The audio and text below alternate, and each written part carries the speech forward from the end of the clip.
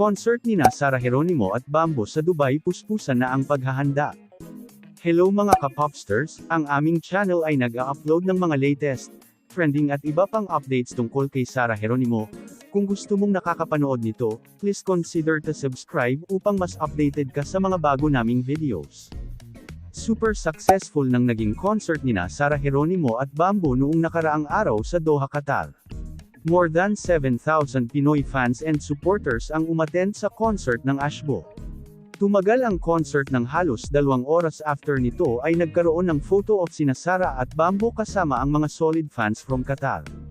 Samantala, ngayong araw ay papabiliban at papasayahin naman nina Sara at Bambo ang mga Pinoy fans abroad sa Dubai dahil mamayang gabi ay magaganap ang concert sa Coca-Cola Arena.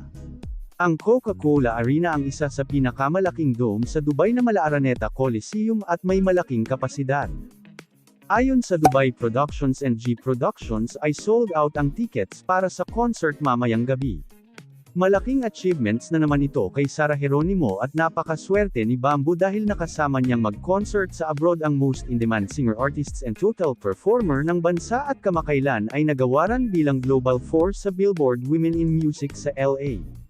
Samantala, puspusan na ang paghahanda nina Sara Geronimo at Bambo para sa gaganaping concert mamayang gabi.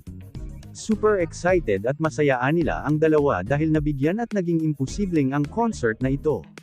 Masayang-masaya din sila dahil nabigyan sila ng pagkakataon na pasayahin at mag-perform sa libo-libong Pinoy OFW na mula sa airport hanggang mamaya ay todo suporta sa kanila ang mga Pinoy fans.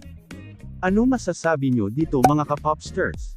Please hit the like button, share and please consider to subscribe our official YouTube channel para updated ka sa mga latest news tungkol kay Sara Geronimo.